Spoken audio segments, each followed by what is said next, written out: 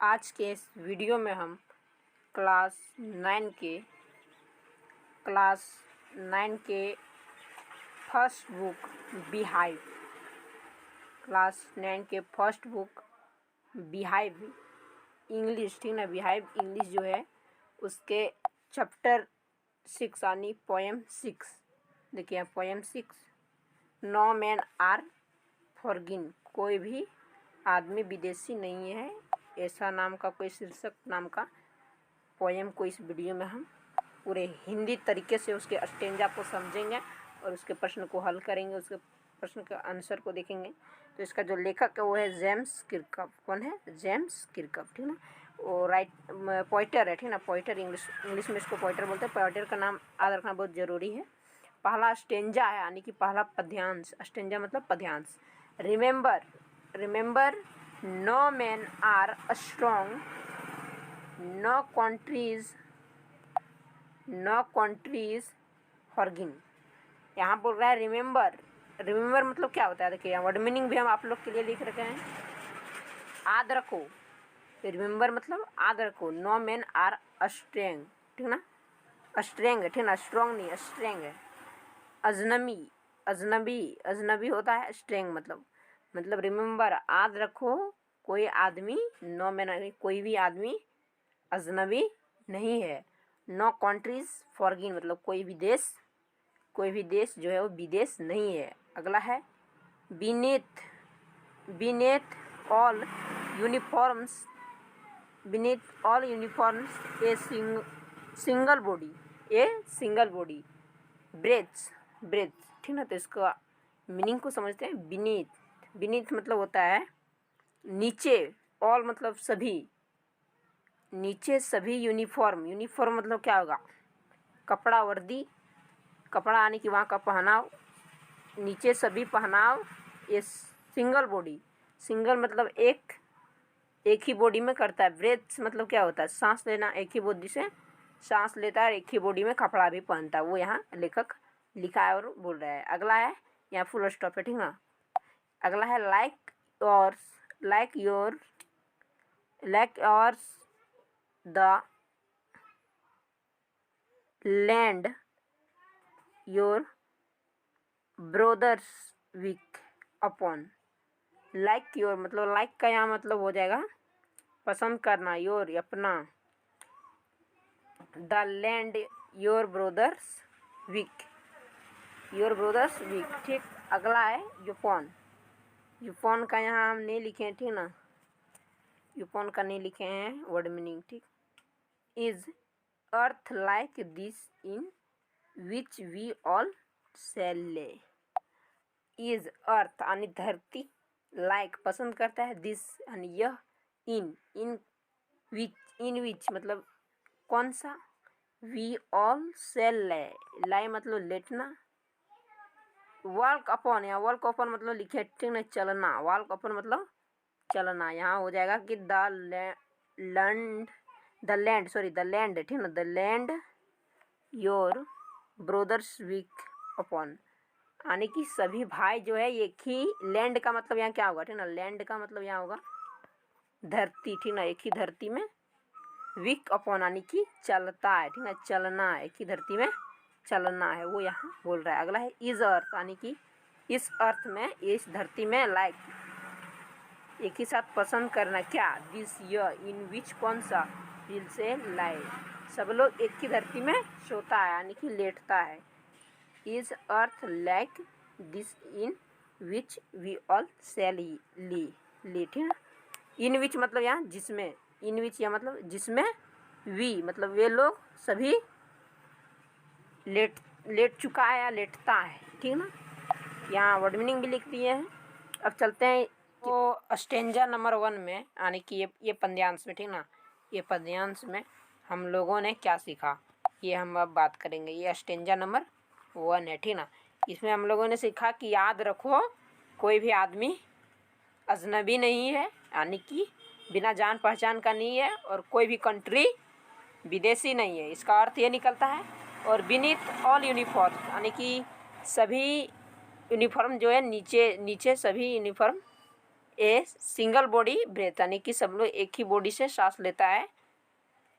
और like your the land और brothers वे week upon, यानी कि सभी लोग एक ही धरती में टहलता है, चलता है, ठीक ना। Is earth like this in which we all shall lie, यानी कि इस धरती में लाइक एक दिन सब मृत्यु हो, लाइक यानी पसंद होगा, दिस इन विच वी मतलब वर्क अपन मतलब चलता है, सेल लाई एक ही धरती में लेटता है, एक ही धरती में लेटेगा। ये मैंने स्टेंजा नंबर 1 में आप लोग को बताया, ठीक ना। अब चलते हैं स्टेंजा नंबर 1 के कुछ प्रश्न की ओर, कि टर्म 2 में आने की सब्जेक्टिव क्वेश्चन में इस प्रकार का प्रश्न रहेगा। पहला क्वेश्चन देगा what is poem and poet name, यानी कि यहाँ पूछ रहा है कि पोएम और पोएट का नाम क्या है। तो यहाँ आप लोग को लिख देना है poet name is no man are forgiven, और the poet name is James Kirkup, ठीक। अगला question what is this under all uniforms, क्या अंडर यानी कि नीचे सभी यूनिफॉर्म है, क्या है। तो a single body is under all uniform, ठीक ना, इसका आंसर हो जाएगा। अगला question 3 number where do brothers walk how is it, कहाँ सभी भाई टहलेगा, कैसे टहलेगा। तो brother walk on the land, कहाँ टहलेगा, धरती में, land. It is same everywhere, सभी लोग एक ही जगह टहलेगा। ये हो जाएगा इस प्रश्न का आंसर। तो पोएम में इस प्रकार का क्वेश्चन रहेगा। और अगला क्वेश्चन एक और बच गया what shall all do to the earth, what shall क्या सेल करेगा यानी कि देगा, ऑल यानी सभी लोगों को लिए करने के लिए अर्थ। तो वी ऑल सेल ले ऑन, ले वन यानी सभी एक साथ लेटना, ले मतलब लेटना, ऑन द अर्थ धरती में एक साथ लेटना, और सभी लोग एक दिन लेट जाएगा, यानी कि कहने का मतलब है सभी लोगों का एक दिन मृत्यु हो जाएगा, ठीक ना। सभी लोगों का एक दिन मृत्यु होगा, ठीक, मृत्यु होगा, वही ये स्टेंजा यानी कि लाइन में बोल रहा है, ठीक ना, आंसर वाला।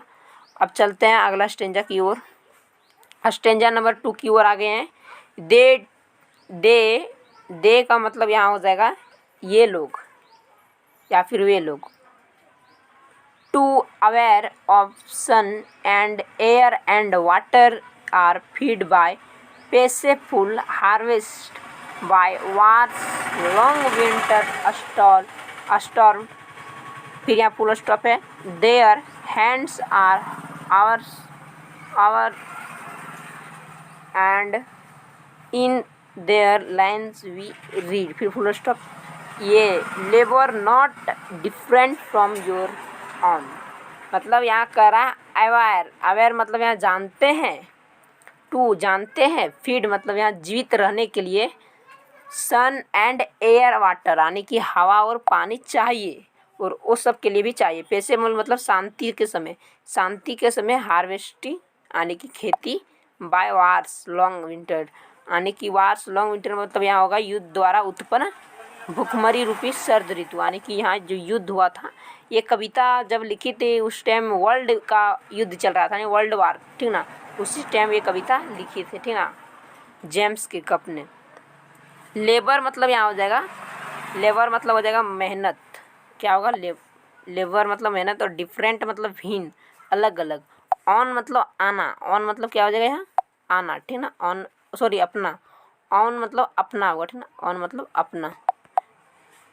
तो यहाँ जितना भी वर्ड मीनिंग है वो आप लोग देख लीजिए, पढ़ लीजिए, समझ में आ जाएगा, ठीक ना। यहाँ बोल रहा है, ये दूसरा स्टेंजा में बोल रहा है कि उन्हें, यहाँ दे का मतलब होगा उन्हें, यानी कि विदेश लोग वाले, फॉर्जिन वाले, सूर्य प्रकाश हवा के प्रति जागरूकता है, यानी कि सूर्य और प्रकाश हवा के लिए जागरूकता है, और वो सब भी फसल उगा कर ही खाना खाते होंगे, और एयर वो सब के लिए वाटर और एयर भी ज़रूरी है, और हम लोग के लिए भी ज़रूरी है। सभी शांत ढंग से फलते फूलते हैं, यहाँ भी कह रहा है सभी शांत ढंग से पेसेफुल हार्वेस्ट यानी कि फलते फूलते हैं, ठीक। और युद्ध में लंबी शीत ऋतु की भांति भूखे मरते हैं, यहाँ कोई युद्ध हुआ होगा उस टाइम भूखे मरे होंगे आदमी, तो यहाँ उसका उल्लेख किया गया है, अर्थात वहाँ भी विनाशकारी युद्ध होता है। यानी कि ये जो पोइटर है ये बता रहा है कि हम जिस धरती में जहाँ गांव में रहते हैं तो हम लोग दूसरे देश की ओर जाते हैं तो हम लोग उसको समझ लेते हैं कि वो विदेशी है, लेकिन वैसा बात नहीं है। अगर यहाँ भी युद्ध होता है विनाशकारी तो यहाँ भी युद्ध होगा विनाशकारी। ठीक, वही यहाँ बता रहा है। उनके हाथ भी हमारे जैसे हैं, उनके हाथ भी, हैंड्स देखिए, देयर हैंड्स आर आवर्स, यानी उसके हाथ भी हमारे जैसे हैं। And in their lines we read, उनके हाथ भी हमारे जैसे हैं और उसके हाथ की रेखाएं, देयर लाइन्स वी रीड, हमारे जैसे ही है। जो हमसे भिन्न नहीं है, मतलब ये सब हम लोग से भिन्न नहीं है। डिफरेंट मतलब यहाँ बता रहे हैं कि ये सब आदमी जो है विदेशी आदमी, वो हमसे भिन्न नहीं है, सभी एक ही है। अर्थात वे लोग भी हमारी भांति परिश्रमी है, परिश्रमी, ठीक ना, परिश्रमी है। वे लोग भी हमारी भांति परिश्रमी है, यहाँ बता रहा है। अब चलते हैं इसके क्वेश्चन आंसर की ओर। क्वेश्चन है what feeds them, what feeds, क्या, फीड्स का मतलब हम अभी क्या बताएं आप लोग को, देखते हैं वर्ड मीनिंग में। फीड्स का मतलब, फीड्स का मतलब यहाँ नहीं बताए हैं ना। हाँ, फीड, जीवित रहना, जीवित रहना। व्हाट फीड्स देम, जीवित रहने के लिए, देम दे का ऑब्जेक्ट, वहाँ जो दे था उसका ऑब्जेक्ट देम यहाँ पूछा गया है। ये लोग के लिए क्या जीवित रहने के लिए था, तो we are fed by peaceful harvest, मतलब वो सब के लिए जीने के लिए पैसेफुल यानी शांति तरीके से हार्वेस्ट करना था। ठीक, इसका आंसर हो जाएगा। अगला, why is wars long winter starved, यानी कि वाई क्यों, वार्स यानी कि युद्ध, लॉन्ग लंबी, विंटेड था, विंटेड मतलब सर्दी रूपी क्षेत्र, अस्टार्व्ड तो all things become short in war, all things यानी कि सभी चीज़ें बिकम शॉर्ट इन, शॉर्ट, शॉर्ट, ठीक ना, शॉर्ट लिखे हैं दिखाने, शॉर्ट यानी कि सब खत्म हो गया था। जो वार में था, वहाँ लड़ाई में बहुत चीज़ें जल्दी जल्दी ख़त्म हो जाती है, उसकी खपत होती है। सी यहाँ लिखे हैं all things become short in war, so was long winter starved, यानी कि लॉन्ग विंटेड अस्टेप, अधिक लॉन्ग स्टेट अस्टेप मतलब क्या बताए थे यहाँ, युद्ध द्वारा उत्पन्न भूखमरी हो गया था, यानी कि युद्ध द्वारा जो उत्पन्न भूखमरी हुआ था, इसी कारण हुआ था कि सारी चीज़ वहाँ शॉर्ट हो गए थे, यानी कि ख़त्म हो गया था। अगला क्वेश्चन की ओर चलते हैं। Give the meaning of aware, aware का मीनिंग क्या है, अवेयर मतलब क्या होता है, हम लोग अभी बात किए अस्टेंजा में, दूसरा अस्टेंजा में। अवेयर देखिए, अवेयर मतलब जानते हैं, अवेयर का मतलब जानते हैं, तो जानते हैं का मीनिंग क्या है, to now, to now, now मतलब ये होता है जानना, तो ये हो जाएगा इसका आंसर। अब चलते हैं अगला अस्टेंजा की ओर। Stanza number 3, remember they have eyes like your that wake और स्लीप एंड